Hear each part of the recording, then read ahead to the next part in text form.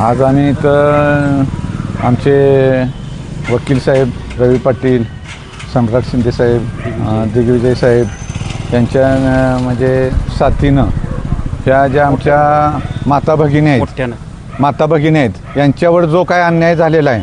कारण परवा आम्ही कोकरूडमध्ये त्यासाठीच आंदोलन घेतलेलं रवी पाटील साहेबांच्या नेतृत्वाखाली की हे मायक्रो फायनान्स म्हणजे हे ते सांगतात कसं ह्या आमच्या माता भगिनींना समजत नाही की महिन्याला तुम्हाला 2% व्याज, वर्षाचं झालं की ते 24% हे वर्षाचा हिशेब हे आमच्या माता भगिनी करत नाहीत.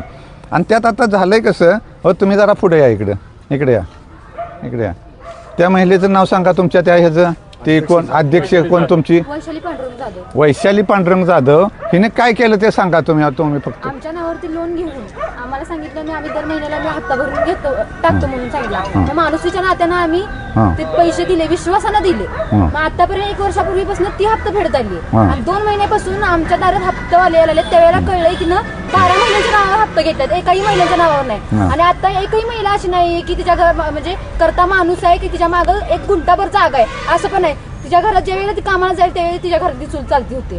आता सध्याची परिस्थिती अशी आहे की तिचा नवरा पण, एकेकांचा नवरा पण या टेन्शनवर दारू पिऊन घरातच आहे आणि ती पण बिचारी कामाला. घरात बघायचं काय, आता 3-4 दिवस झाले आम्ही हेलपाटा घालतो, शिराळा ते देवाडीत शिराळा बायकांना तयार करतो. बायका पण अशा आहेत की आपल्या मागे कोण येणार म्हणून ह्या भीतीने बायका आतापर्यंत शांत बसल्या. पण आता गळ्याशी आले, हप्ते फेडणार कुठून? आणि ती काय बोलते, मी हमी पत्रावर लिहून देतो पण फायनान्सवाले जाणं तुम्ही जाणं. पण आता प्रश्न आहे काय, आम्हाला हमी पत्र पण नको, आम्हाला एक म्हणजे आहे तेवढी रक्कम पण नको.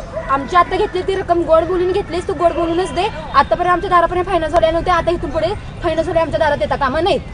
आता हे असं झालेलं आहे की ह्यांना म्हणजे एक सामंजस्यपणा माणुसकी या दृष्टीनं यांना म्हणजे गोड बोलून यांच्या नावावर कर्ज घेऊन त्या महिलेनं दुसऱ्याला दिलेलं आहे.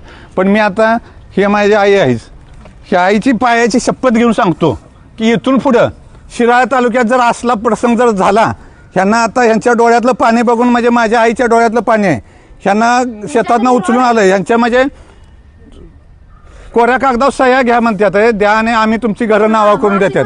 आणि हे जर शिराळा तालुक्यात झालं तर आमच्या दिग्विजय साहेबांनी सांगितल्यासारखं त्यांना पत्र्या ठोकण्यात येतील. आता सुट्टी नाही कुणाला. ह्या कारण माझ्या आया बहिणीच्या डोळ्यात पाणी आम्ही बघायचं म्हणजे आमच्या मर्दुकीवर आम्ही शंड असल्यासारखं आहे. तर प्रत्येकाने शिराळा तालुक्यातलं जागा होऊन दिसेल तिथं ठोकायचं. आणि ह्यांना पण मी आता सांगतोय, आत्ता जर तुमच्या घरात कोण आलं, आम्ही तिथं बघा, आम्ही तिथं येईपर्यंत तुम्ही सगळ्यांनी एक व्हायचं. काय हातात मिळेल त्यानं त्याला पाठवा, पुढचं बघतो आमचं आम्ही. जय हिंद, जय महाराष्ट्र.